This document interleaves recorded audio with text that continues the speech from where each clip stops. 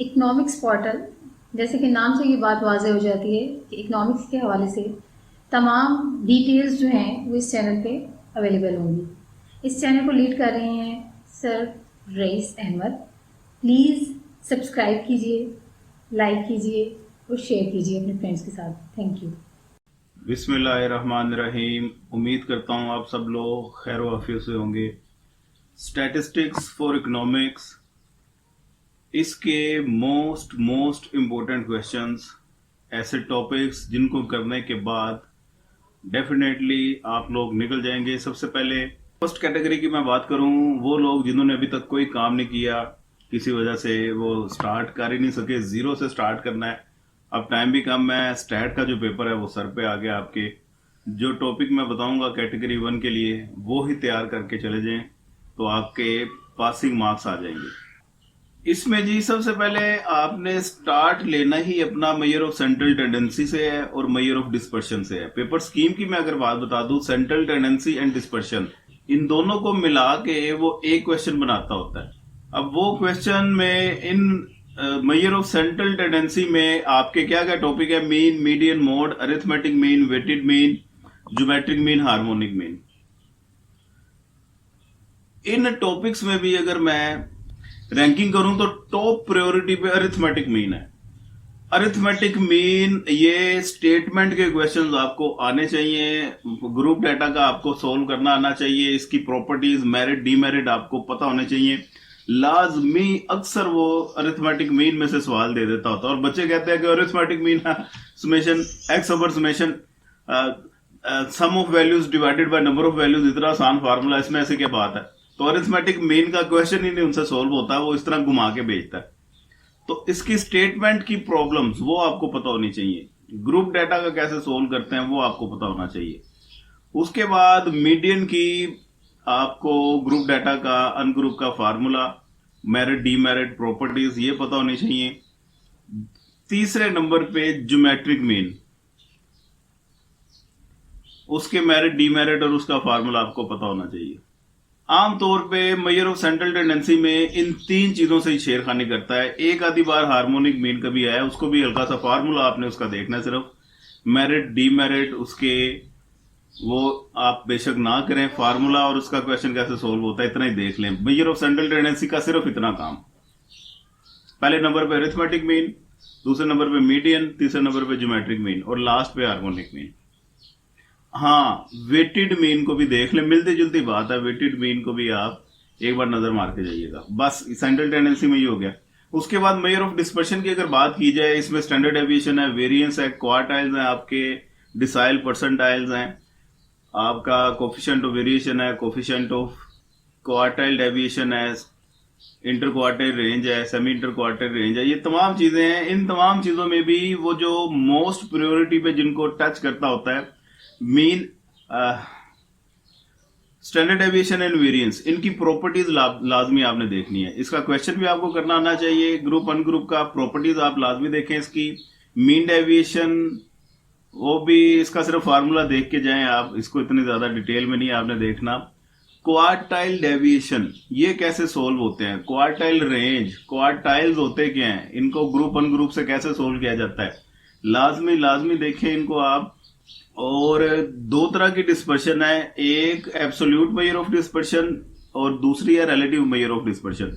Absolute में कौन कौन से फार्मूले आते हैं, रिलेटिव में कौन कौन से फार्मूले आते हैं, ये आपको टॉपिक्स के नाम पता होने चाहिए, इनके फार्मूले याद होने चाहिए। ठीक है जी। तो डिस्पर्शन में भी टॉप प्रायोरिटी पे स्टैंडर्ड डेविएशन, वेरिएंस, उसके बाद आपने करने हैं क्वार्टाइल्स। क्वार्टाइल्स के रिलेटिव जितने भी हैं, क्वार्टाइल डेविएशन हो गया, क्वार्टाइल रेंज हो गया, सेमी इंटर क्वार्टाइल रेंज हो गया, कोफिशिएंट ऑफ क्वार्टाइल हो गया, ये सारा काम आप कर लें। दूसरे नंबर पे इसमें जो इंपॉर्टेंट चीज वो पूछ सकता है वो है, थ्योरी में आमतौर पे वो पूछ लेता होता है kurtosis and skewness. Kurtosis and skewness पे नोट लिखें। तो इनके स्क्यूनेस के आपको न्यूमेरिकल भी आने चाहिए। दो फार्मूले इसके, बाउले and Pearson's coefficient of skewness. आपकी जो लिट मार्शल की बुक है उसमें सॉफ्टवेयर है और पियर्सन्स है। उस लिट मार्शल की बुक में से सिर्फ पियर्सन्स का आप करें फार्मूला और जो जिनके पास शहजाद चौधरी या शेर मोहम्मद चौधरी है उनमें आपको बॉले का भी मिल जाएगा और पियर्सन्स का भी मिल जाएगा। ये दोनों आपने लाजमी करने हैं। इनके फार्मूले क्या होते हैं? स्क्यूनेस फाइंड की जाए तो उसका आंसर जब पॉजिटिव आ जाए उसकी इंटरप्रिटेशन क्या है, 0 आ जाए, नेगेटिव आ जाए उसकी इंटरप्रिटेशन क्या है, कर्टोसिस क्या होते हैं, ये सारी बातें आपको पता होनी चाहिए। ये आपका एक कंफर्म 25 नंबर का क्वेश्चन निकल जाएगा। दूसरे नंबर पे जी वो लोग जो बिल्कुल ही नल्ले हैं, वो उनके पास अब मैं चॉइस दे देता हूं। जिनके पास टाइम बहुत ही शॉर्ट है और जो कहता है कि हम कर ही नहीं सकते इससे ज्यादा, भाई हमारी रेंज में नहीं, कैपेसिटी में ही नहीं है, हम क्या करें, टाइम कम है, हमने जो भी करनी होती है और जिम्मेदारियां बहुत हैं, घर के सौदे भी हमने लेके आने हैं और बाकी हमने मामला भी, हमने फेसबुक भी चलाना है, टिकटॉक भी हमने बनाने हैं, हमने व्हाट्सएप भी करना होता है, इसके इंस्टाग्राम के बगैर गुजारा नहीं है हमारा। वो लोग अब उनके पास दो चॉइसेस है, इन दोनों में से एक एक क्वेश्चन वैसे आ जाता होता है, दोनों कर सकते हैं तो कर ले, नहीं तो आप इनमें से भी छांटी कर ले। मल्टीपल और सिंपल रिग्रेशन, इन दोनों में से एक क्वेश्चन कंफर्म आना है, ये कर ले, या आप time series and index number, अगर ये दो चैप्टर आपको आसान लगते हैं, इनमें आपका वो रिग्रेशन की निस्बत जरा काम कम हो जाएगा, ये वाले कर ले।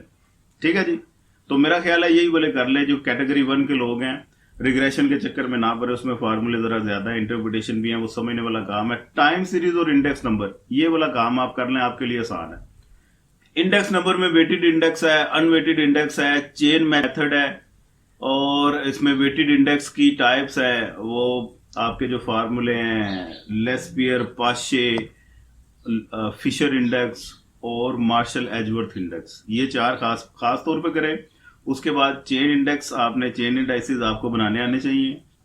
लिंक रिलेटिव क्या होते हैं ये आपको बनाने आने चाहिए। ये सारा वेटेड अनवेटेड का काम आप देख के जाएं, आसान सा काम है, इसमें कोई इतनी मुश्किल बात नहीं है। इंडेक्स होता क्या है, ये बनाए क्यों जाते हैं, इनकी डेफिनेशन भी आपको पता होनी चाहिए, इस पे नोट लिखें, वो 8 नंबर का आया भी हुआ है, तो इसे भी आपने देख लेना है। इसके बाद कंज्यूमर प्राइस इंडेक्स, सीपीआई क्या होता है, जीडीपी डिफ्लेटर क्या होता है, ये भी इसी की थ्योरी में ये चीजें शामिल हैं, इसने पूछी हुई हैं, ये भी आप देख के जाएं। इंडेक्स नंबर में यही काम है। टाइम सीरीज में आते हैं। टाइम सीरीज होती क्या है, इसके 4 कंपोनेंट है, secular trend, seasonal variation, cyclical variation और इररेगुलर वेरिएशन। इन चारों की थ्योरी आपको पता होनी चाहिए। सेकुलर ट्रेंड को मेजर करने के 4 मेथड हैं, semi average method, free and curve, एक है आपका मूविंग एवरेज मेथड और चौथा है लीनियर ट्रेंड इक्वेशन। ये चारों मेथड आपको आने चाहिए, निकालने आने चाहिए आपको। लीनियर ट्रेंड के आगे फर्दर 2 टाइप्स हैं, जो सा आसान लगे। लिन मार्शल में सेपरेट एक और तरीके से बताया हुआ, कोड किस तरह देते हैं। शेर मोहम्मद चौधरी में वो वेरिएशन है, 2-3 तरीकों से बताया हुआ कोड किस तरह देते हैं। जो सा आसान लगता है वो काम करें आप।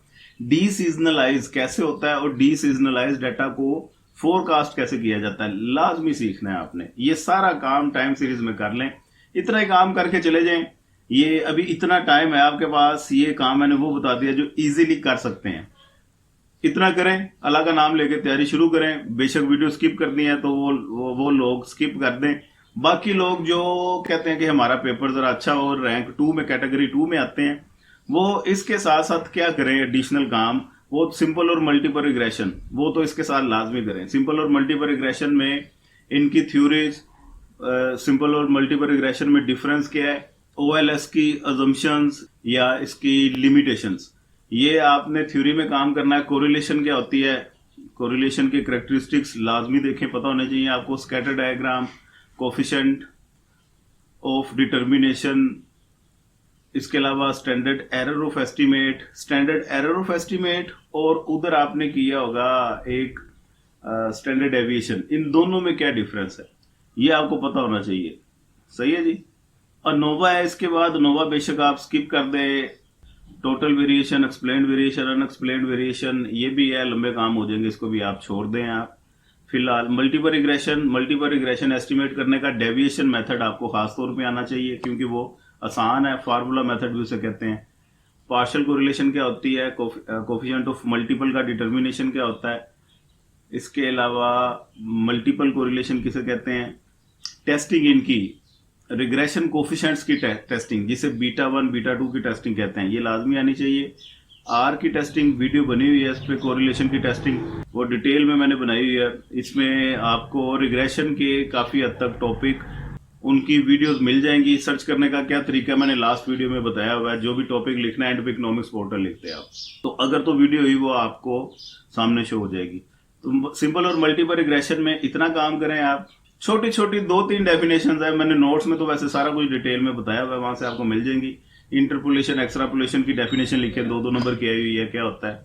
मल्टीकोलिनियरिटी क्या होती है, हेटेरोस्किडास्टिसिटी क्या होती है, इनकी डेफिनेशन देख लें आप।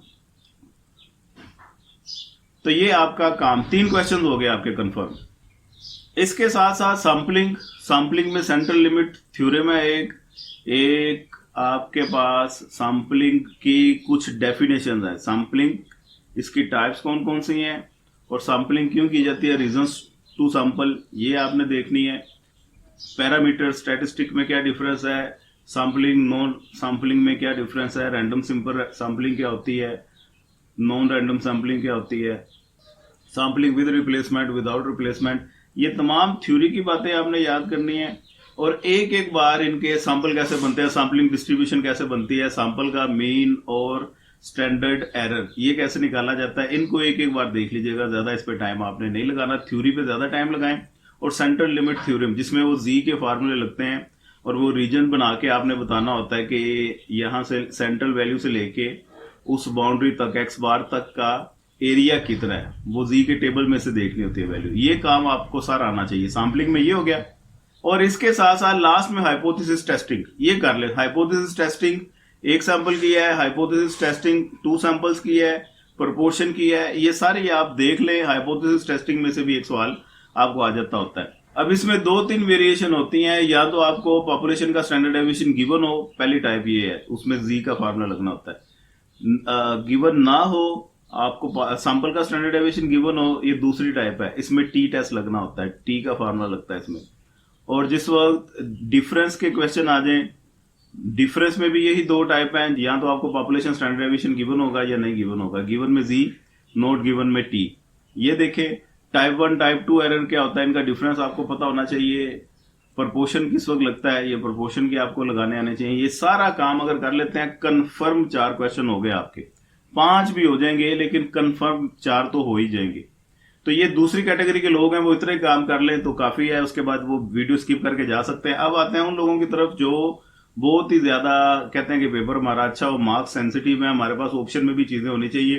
तो प्रोबेबिलिटी उनके पास है, कंप्लीट प्रोबेबिलिटी को आप छापा लगा दें। प्रोबेबिलिटी जिनकी बहुत अच्छी है वो प्रोबेबिलिटी को हाथ डाले, वरना इसमें वेरिएशन बहुत ज्यादा है। आमतौर पे बच्चे कंफ्यूज होके बाकी चैप्टर भी अपने डिस्टर्ब कर लेते हैं। तो लास्ट में कीजिएगा प्रोबेबिलिटी को। प्रोबेबिलिटी में इंपीरिकल प्रोबेबिलिटी क्या होती है, क्लासिकल क्या होती है, काउंटिंग रूल कौन कौन से होते हैं, जिसमें कॉम्बिनेशन, परमुटेशन और मल्टीप्लीकेशन ये रूल लगते हैं, इसे आप लाजमी देखें। बाइनोमियल प्रोबेबिलिटी डिस्ट्रीब्यूशन, इसके फार्मूले कैसे लगते हैं, इनको आपको फाइंड करना आना चाहिए। ये तमाम प्रोबेबिलिटी का काम अगर आप कर लेते हैं, कंफर्म 1 सवाल, प्रोबेबिलिटी में से 2 सवाल भी आ जाते होते हैं जी। और लास्ट में इसके साथ साथ काई स्क्वायर क्या होता है, कॉन्टीजेंसी टेबल क्या होता है, ये आपको निकालने आने चाहिए। काई स्क्वायर में 2 एप्लीकेशन है इसकी। जिस वक्त आपकी ऑब्जर्व्ड फ्रीक्वेंसी वो सेम हो और जिस वक्त डिफरेंस हो उनमें, तो ये वाले 2 केसेस देखें। कॉन्टीजेंसी टेबल क्या होता है, उसको क्वेश्चन को कैसे सोल्व किया जाता है, कौन सी कॉन्टीजेंसी टेबल की थ्योरी आपको पता होनी चाहिए। और नोवा टेबल, उसके आपको स्टेटमेंट के क्वेश्चन कैसे सोल्व किए जाते हैं, जिसे वो कहते हैं डिफरेंस इन वेरिएशन, वेरिएंस में डिफरेंस आ जाए, उसकी टेस्टिंग अगर आपने करनी हो वो अनोवा है। चैप्टर नंबर 12 बनता है आपका लिंड मार्शल का, और बाकी बुक का भी अनोवा के नाम से चैप्टर होगा। सिंपल अनोवा, मल्टीपल में ना जाए। ये सारा काम हो गया। पहले 2 चैप्टर जो इंट्रोडक्शन और वो ग्राफ वगैरह के होते हैं, इनकी भी सिर्फ थ्योरी आपने करके जानी है। इंट्रोडक्शन में डाटा की टाइप्स कौन कौन सी हैं, नॉमिनल स्केल, ऑर्डिनल स्केल वगैरह वगैरह, ये 4 टाइप्स इसकी बनती हैं। इसे देखें। सेकेंडरी डाटा, प्राइमरी डाटा में डिफरेंस क्या है, ये आपको पता होना चाहिए। ग्राफ की क्या डेफिनेशन है, चार्ट की क्या क्या टाइप्स हैं, ये डाटा हो, इसके लिए कौन सा ग्राफ सूटेबल है, कौन सा चार्ट सूटेबल है, फ्रीक्वेंसी डिस्ट्रीब्यूशन आपको बनानी आनी चाहिए। इतना ही काम करके चले जाएं, आपका बहुत बहुत अच्छा हो जाएगा पेपर। वीडियो पसंद आई हो तो इसे दोस्तों के साथ शेयर लाजमी कीजिए। बेल आइकॉन को प्रेस करके रखें लाजमी, बहुत इंपॉर्टेंट वीडियोस होती हैं। अब देखें, एक बच्चा है, उसका मुझे मैसेज आया, 3 पेपर उसके गुजर गए, उसे पता ही नहीं है कि पेपर स्टार्ट हो गए होंगे। बेल आइकॉन को प्रेस करके रखें। साथ साथ मैं वीडियोस लगाता जा रहा हूं। हर अपडेट मैं मास्टर्स ऑफ इकोनॉमिक्स की वो पार्ट 1 हो पार्ट 2 हो, मैं साथ साथ अपडेट दे रहा हूं। ठीक है जी, तो बेल आइकॉन को लाजमी प्रेस करके रखें। नोट सारे कंप्लीट हैं, किसी को चाहिए हो वो रब्ता कर सकता है। हमारे ऑनलाइन सेशन चलते हैं, अब तो खैर टाइम नहीं है। नेक्स्ट सेशन किसी ने अगर ज्वाइन करना हो वो रब्ता कर सकता है। दुआ में याद रखिएगा अपना, ढेर सारा ख्याल रखिएगा। पाकिस्तान जिंदाबाद।